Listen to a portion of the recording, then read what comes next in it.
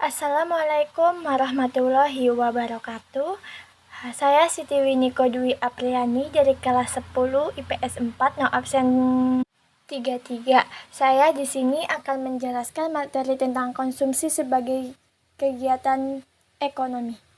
Konsumsi sebagai kegiatan ekonomi. 1. Pengertian konsumsi dan tujuan konsumsi. Dalam pengertian ilmu ekonomi, konsumsi ialah kegiatan yang bertujuan mengurangi atau menghabiskan faedah suatu benda, barang, dan jasa dalam rangka pemenuhan kebutuhan. Benda-benda konsumsi mempunyai sejumlah ciri-ciri sebagai berikut. A. Benda-benda yang dikonsumsi adalah benda ekonomi atau benda yang untuk memperolehnya diperlukan pengorbanan. B. Benda yang dikonsumsi ditujukan untuk memenuhi kebutuhan hidup. C. Manfaat, nilai, ataupun volume benda-benda yang digunakan tersebut akan habis sekaligus atau berangsur-angsur. Atas dasar habis tidaknya suatu benda pada saat dikonsumsi, benda konsumsi dapat dibedakan sebagai berikut. A. Benda yang habis dalam sekali pemakaian. Contohnya adalah makanan, minuman, dan obat-obatan. B. Benda yang pemakaiannya berulang-ulang atau pemakaiannya dalam waktu relatif lama. Contoh benda konsumsi kategori ini adalah pakaian, sepatu, tas, laptop, dan telepon genggam. Tujuan kegiatan konsumsi adalah untuk memenuhi kebutuhan hidup secara langsung. Oleh karena itu, penggunaan benda-benda di luar tujuan tersebut tidak dikategorikan sebagai kegiatan konsumsi.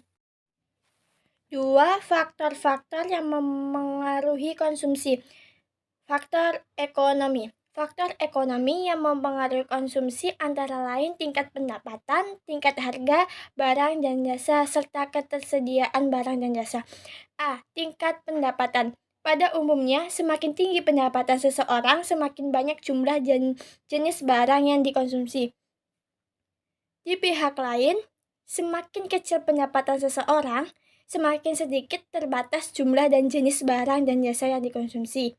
B. Tingkat harga barang dan jasa. Jelas, harga barang dan jasa mempengaruhi tingkat konsumsi. Semakin tinggi harga barang dan jasa, semakin sedikit jumlah barang dan jasa yang dikonsumsi. Sebaliknya, semakin murah harga barang dan jasa, semakin banyak jumlah barang dan jasa yang dikonsumsi. C. Ketersediaan barang dan jasa. Ketersediaan barang juga mempengaruhi konsumsi. Walau uang tersedia, tetapi apabila barangnya tidak tersedia, kita tidak bisa mengonsumsi barang tersebut. Faktor non-ekonomi. Faktor non-ekonomi itu antara lain jumlah tanggungan keluarga, tingkat pendidikan, tempat tinggal, serta lingkungan sosial, budaya, agama, dan adat istiadat. A. Jumlah tanggungan keluarga. Semakin banyak jumlah keluarga atau tanggungan keluarga, maka semakin banyak pula jumlah dan jenis konsumsi keluarga yang bersangkutan. Sebaliknya, jika sedikit jumlah keluarga atau tanggungan keluarga, maka akan makin sedikit jumlah dan jenis barang yang dikonsumsi. B. Tingkat pendidikan. Semakin tinggi tingkat pendidikan seseorang, semakin beragam kebutuhan orang tersebut. Misalnya, orang yang berpendidikan perlu membeli dan membaca buku. Sebaliknya, bagi orang yang buta huruf atau tidak berpendidikan, buku bukan merupakan kebutuhan utama. C. Tempat tinggal. Lingkungan tempat tinggal juga mempengaruhi konsumsi seseorang. Kebutuhan orang yang tinggal di daerah beriklim dingin akan berbeda dengan orang yang tinggal di daerah beriklim panas. Sebagai contoh, orang yang tinggal di daerah dingin menggunakan pakaian tebal, sedangkan orang yang tinggal di daerah panas menggunakan pakaian tidak tebal. D. Lingkungan sosial, budaya, agama, dan adat istiadat. Lingkungan sosial, budaya, agama, dan adat istiadat juga memengaruhi konsumsi seseorang. Contoh nyata dalam hal ini dapat dilihat dari segi makanan. Umumnya, orang dari suku Jawa suka makanan yang manis, sedang orang dari suku Minang suka makanan pedas. Sementara, orang beragama Hindu tidak boleh makan sapi. Namun, orang yang beragama Islam boleh makan sapi. 3. Faktor ekonomi. Faktor ekonomi itu antara lain jumlah tanggungan keluarga, tingkat pendidikan, tempat tinggal, serta lingkungan sosial, budaya, agama, dan adat istiadat. A. Jumlah tanggungan keluarga. 3. Teori perilaku konsumen. Konsep pilihan ini merupakan perilaku mendasar dari konsumen.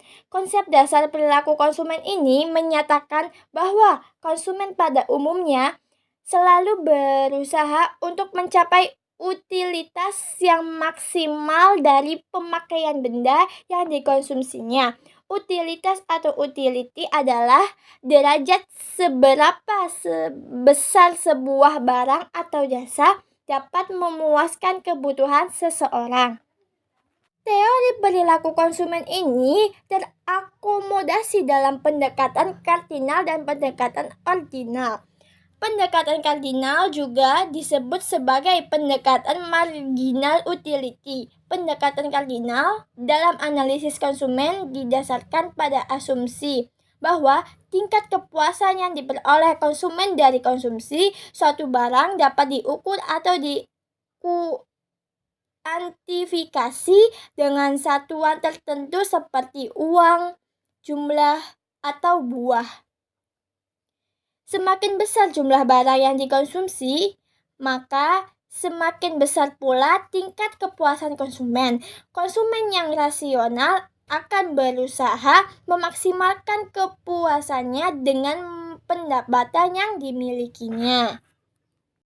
Hermann Heinrich Gossen telah membuat penelitian mengenai nilai guna total atau total utility dan nilai guna marginal atau marginal utility. Hasil penelitian ini terkandung dalam hukum Gossen 1 dan hukum Gossen 2.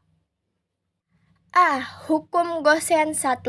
Jika pemenuhan kebutuhan akan suatu jenis barang dilakukan secara terus-menerus, maka rasa nikmatnya mula-mula akan tinggi.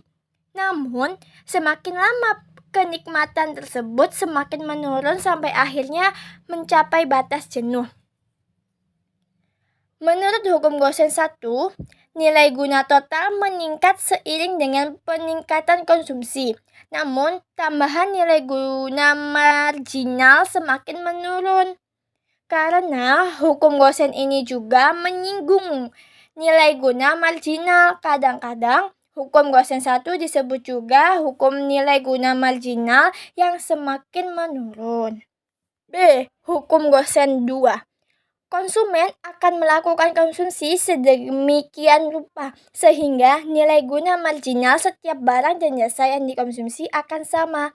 Dalam memenuhi kebutuhannya, manusia tidak hanya mengonsumsi satu jenis barang, tetapi berbagai jenis barang. Dalam rangka menyingkapi persoalan inilah Gossen mengutarakan hukum Gossen 2 tersebut. Untuk memahami masalah ini lebih lanjut, perhatikanlah ilustrasi berikut. Seorang pegawai memiliki gaji Rp 1 juta rupiah. Pada saat menerima gaji, dia mendapatkan uang pecahan Rp 100.000 rupiah sebanyak 10 lembar. Dia memiliki kebutuhan berturut-turut, makan dan minum, pakaian, sewa rumah, biaya renovasi, dan kursus. Kurva indiferensi adalah kurva yang menunjukkan berbagai titik kombinasi dua barang yang memberikan kepuasan yang sama. Mengukur kepuasan konsumen melalui pendekatan ordinal dengan menggunakan kurva indiferensi didasarkan pada 4 asumsi, yaitu sebagai berikut. Konsumen mempunyai pola preferensi akan barang-barang konsumsi yang dinyatakan dalam bentuk peta indiferensi atau indifference map. B. Konsumen mempunyai pendapatan tertentu. C. Konsumen berusaha mendapat kepuasan maksimum dari barang-barang yang dikonsumsinya. D. Kurva indiferensi yang semakin jauh dari titik nol origin menggambarkan kepuasan yang semakin tinggi. Kurva indiferensi mempunyai karakteristik atau ciri-ciri umum sebagai berikut. Kurva indiferensi memiliki kemiringan yang negatif. Hal ini karena jika jumlah suatu barang dikurangi, jumlah barang yang lain harus ditambah agar diperoleh kepuasan yang sama. B. Kurva indiferensi tidak saling berpotongan.